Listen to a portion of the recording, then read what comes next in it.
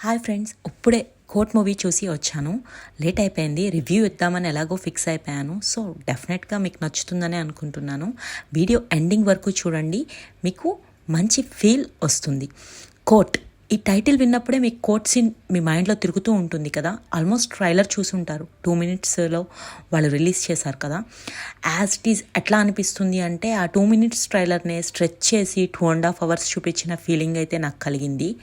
కాకపోతే ఈ మూవీలో కొన్ని మంచి పాయింట్స్ కూడా ఉన్నాయి.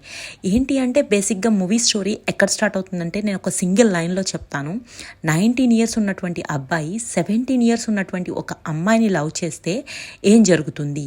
తను మేజర్ కాదు, మైనర్. కాబట్టి ఆ ప్రాబ్లమ్ని అమ్మాయి వాళ్ళు చాలా పలుకుబడి ఉన్న ఫ్యామిలీ, అబ్బాయి వాళ్ళు లేని వాళ్ళు కాబట్టి తనకి యాక్సెప్ట్ చేయడం ఇష్టం లేక ఆ కేసుని పోక్సో యాక్ట్ కింద మిస్యూజ్ చేస్తూ ఎట్లా యూజ్ చేశారు, ఆ కేసు నుంచి హీరో ఎలా బయటపడ్డాడు. ఒక సింగిల్ లైన్.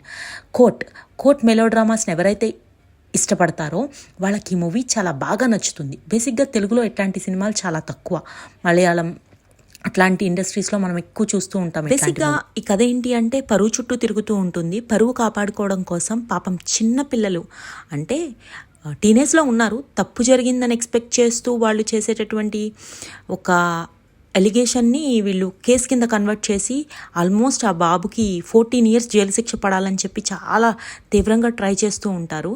కానీ మన హీరో ప్రియదర్శి ఇక్కడ ఏంటి అంటే, 14 years అనేది ఒక అబ్బాయి జీవితం మొత్తం నాశనం అయిపోతుంది, వాళ్ళ పేరెంట్స్ ఏడుస్తున్నారు, అసలు ఈ కేసులో నిజం ఎంత అని చెప్పి తెలుసుకోవడానికి ట్రై చేస్తూ తను చేసేటటువంటి ఇన్వెస్టిగేషన్, అంటే కేసు టేకప్ చేసినప్పుడు మినిమం బేసిక్స్ అన్నీ తెలుసుకుని, అప్పటి వరకు ఎవరైతే ఒక లాయర్ కేసు లేకుండా ఒకళ్ళ కింద అలా పనిచేస్తూ ఉండిపోయినటువంటి వ్యక్తి కసితో కేసు టేకప్ చేస్తే ఎట్లా ఉంటుంది, అవన్నీ కూడా మంచిగా ఉన్నాయి.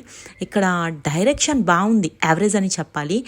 ఇంకా వీళ్ళంతా పిల్లలు కాబట్టి నిజంగానే వాళ్ళు చిన్నపిల్లలు. హీరోయిన్ కొన్ని సీన్స్లో పాపం యాక్టింగ్ ఇంకొంచెం బాగుంటే అనిపించింది. హీరో మాత్రం చాలా బాగా యాక్ట్ చేశాడు.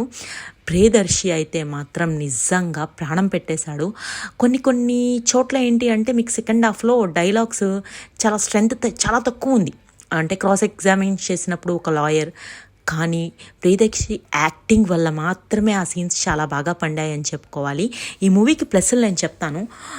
స్టోరీ రైటింగ్ ఓకే, వాళ్ళు తీసుకున్నటువంటి రైటింగ్కి, వాళ్ళ స్మాల్ బడ్జెట్ మూవీకి చాలా న్యాయం చేశారనే చెప్పుకోవాలి. ప్రొడక్షన్ వాల్యూస్ చాలా తక్కువ కాబట్టి ఇక్కడ మనకి వాళ్ళకి ఇచ్చిన బడ్జెట్లోనే చాలా పూర్తిగా న్యాయం చేశారు. మంచి క్యారెక్టర్ ఎవరు అంటే, బాగా చేసింది, సూపర్ యాక్టింగ్ అనుకున్నది శివాజీ గారికి మంచి క్యారెక్టర్ పడిందనే చెప్పుకోవాలి. మంగపతి పరువు కోసం ఆ చేసే విధానం, ఆ రెబల్గా బిహేవ్ చేయడం, ఆడపిల్లల్ని ట్రీట్ చేసే విధానం కొన్ని ఫ్యామిలీస్లో ఉంటాయి. నిజంగా రియల్ లైఫ్లో నేను చూశాను కదా, యాజ్ ఇట్ ఈస్గా ఉంది ఆయన క్యారెక్టరు. ప్రియదర్శి క్యారెక్టర్ చాలా బాగుంది. సాయి కుమార్ గారి డైలాగ్స్ చాలా బాగుంటాయి. ఆయన ప్రియదర్శి వాళ్ళ మెయిన్ లాయర్ అన్నమాట, ఆయన కింద ఇతను పనిచేస్తూ ఉంటాడు. సపోర్టింగ్ రోల్స్ చేసినటువంటి మదర్ రోల్స్లో యాక్ట్ చేసిన ఇద్దరు కూడా చాలా బాగా చేశారు. రోహిణి గారే కానీ ఆవిడ కూడా హీరోకి మదర్ రోల్ చేసినటువంటి ఆవిడ. బీజిఎం ఏదైతే మ్యూజిక్ ఉందో, ఎక్కడ కావాలో సీన్కి, కోర్ట్ సీన్స్లో మెయిన్ అదే కదా, షాకింగ్, సడన్ ట్విస్ట్లు, థ్రిల్లింగ్ ఎలిమెంట్స్ వచ్చినప్పుడు ఇచ్చే మ్యూజిక్ చాలా బాగుంది. మ్యూజిక్ కూడా ప్లస్ అనే చెప్పాలి.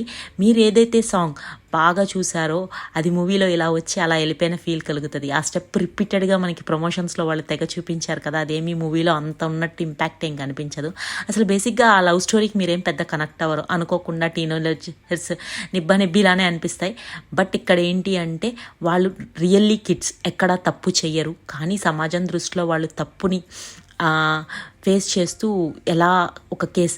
మెయిన్ మెసేజ్ ఏంటి అంటే, మనకి చదువుకోవాలో చెప్తున్నారు, ఏం చదువుకోవాలో చెప్తున్నారు, కానీ ప్రతి మనిషి కూడా మస్ట్ అండ్ షుడ్గా లా గురించి అవేర్నెస్ తెలుసుకుని ఉండాలి.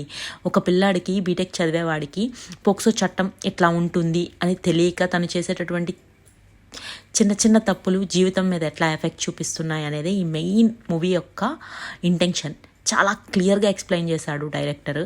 ఇంకొంచెం మంచి పంచ్ డైలాగ్స్ లాగా స్టోరీ రైటింగ్ స్కిల్ బాగుంది, కానీ డైలాగ్ రైటింగ్ బాగుంటే ఇంకొంచెం బాగుండేది. ఉన్న సాంగ్స్ కూడా చాలా నీట్గా ఉన్నాయి, బాగున్నాయి. కాస్ట్యూమ్స్ అన్నీ కూడా క్యారెక్టర్కి తగ్గట్టు చాలా నీట్గా ఉన్నాయి.